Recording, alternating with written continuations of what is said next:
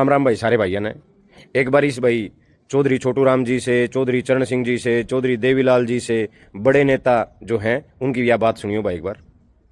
अगर शैलजा के कहने से नारनौंद की उकलाना की सीट दे देते तो क्या कांग्रेस 45 पार नहीं कर लेती? तो आपने यह बात सुनी चौधरी छोटू राम जी से भी बड़े नेता की। ये कह रहा है भाई अगर नारनौंद की और उकलाना की सीट शैलजा जी के कहने से दे देते तो कांग्रेस की 45 आंदी। तो भाई सुनी बे, उकलाना वाला इतने वोटां से जीत रहा है जितने तारी 89 सीटा पे वोट भी नहीं आ रही। और नारनौंद की बात कर ले भाई, नारनौंद वाला लोगों ने इतने वोट दे रखे हैं जितने तारी 90 सीटा पे नहीं आ रही। इसलिए दुष्यंत चौटाला जी जो सीटें हैं वो जिताऊ उम्मीदवारों को दी जाती हैं, आपकी ढाल बेची नहीं जाती। और मैं बताऊं क्या होता अगर चौधरी देवीलाल जी के घर में आप जैसा लालची पैदा ना होता तो आज इस खानदान की इतनी बयान माटी ना होती। अगर 2018 में बीजेपी गले सेटिंग करके और मोटे पैसे की दलाली करके आप इस आईएनएलडी ने ना तोड़ते तो आज 2019 में इन लोगों का राज होता।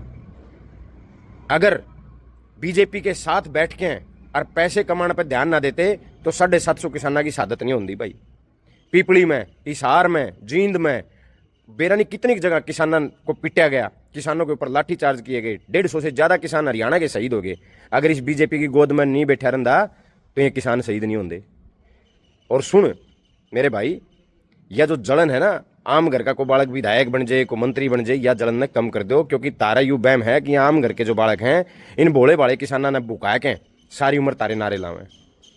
आपके पिताजी किसान आंदोलन को बीमारी बताते हैं। आप काले कानूनों को ये कहते थे कि मैंने तो कभी भी इन कानूनों को काले नहीं कहा।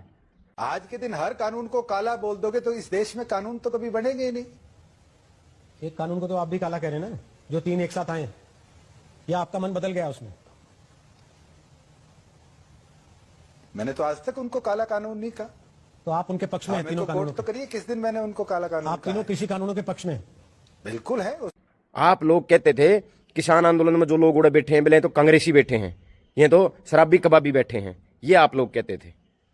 अरे सुनो, जय इस बीजेपी की गोद में बैठ के और पिस्से पे ध्यान नहीं देता, पिस्से के पीछे ना दौड़ता तो उचाना में 5वां नंबर नहीं आता।